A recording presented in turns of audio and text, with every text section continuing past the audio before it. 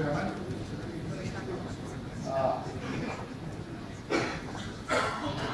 Before in here, we have Mr. Shilpa, who kind of along with the function, and Christine, I've been seeing her for the last few days quite a lot because of the absence of her boss. Very back.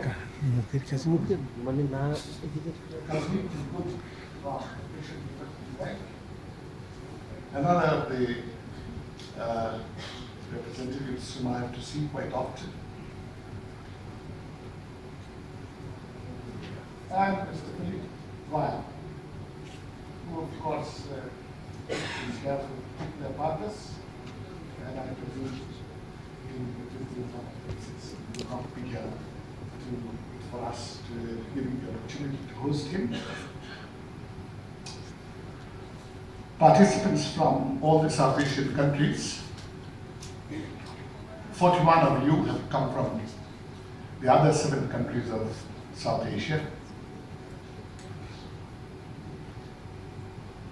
And the trainers, lecturers, panelists, all kinds of people who have come here to make this event a successful one. To all of you, though it is late, a hearty welcome to Bangladesh. You will soon be leaving, I understand, a good number of you. I feel a little sorry for you, because you must have spent the last 3 days mostly in this hotel and didn't have a chance to see Bangladesh, to see Dhaka, if not Bangladesh, and enjoy the hospitality of this country.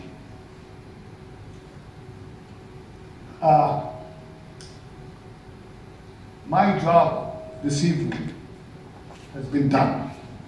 That was to hand over the certificates to the trainees. And the job was the job was made very comfortable, because instead of giving to all the participants, 125 of them, I only gave it to 8. And they took the responsibility for distributing the certificates. I hope all of you get the certificates. Congratulations to all of you for completing it.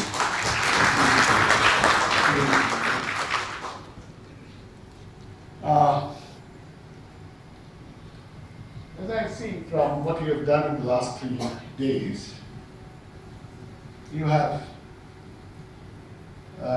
spent a lot of time on 4 different items in the process of public procurement, which is performance, as Ron Griffin has done, innovation that takes place, all which are required, transparency of operations, and the best practices. And then you have devoted your time, the whole day it looks, in panel discussions on the 4 sort of presentations that were made.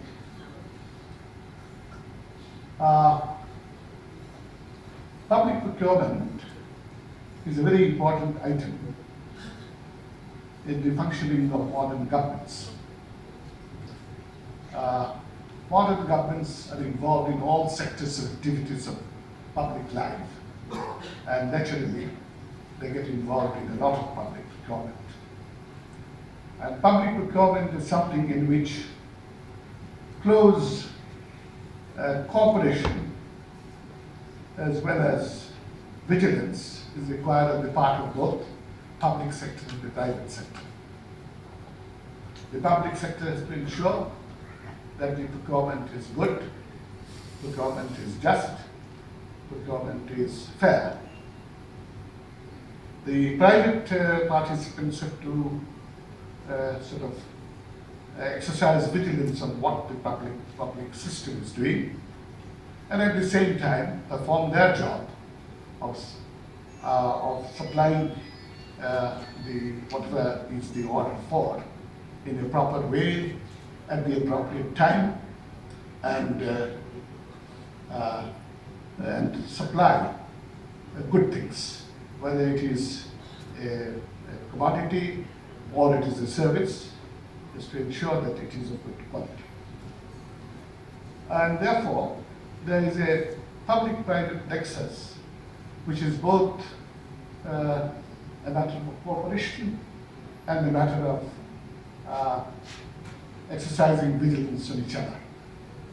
I hope we are successful in doing it, and this is something that you must have imparted today in these days to all the people who have been trained as to how to exercise these two different kinds of functions.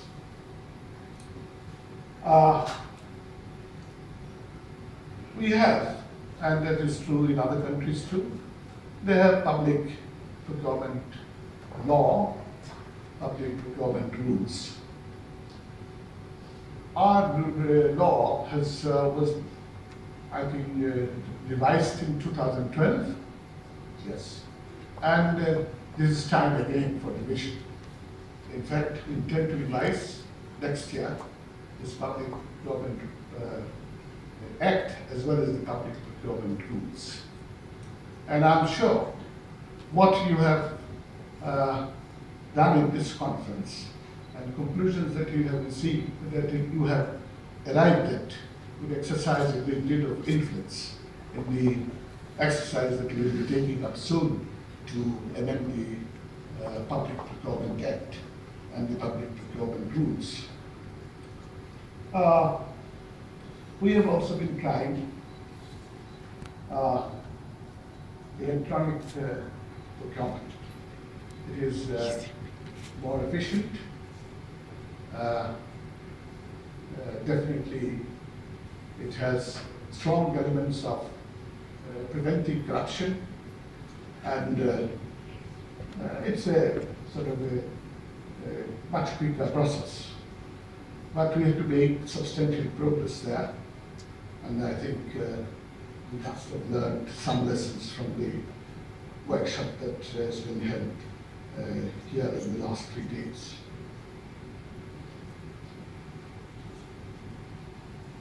I find that so some suggestions has been made to prepare to do so many things. 3 of them attracted my notice. One of them is to set up a National Institute for Public Procurement.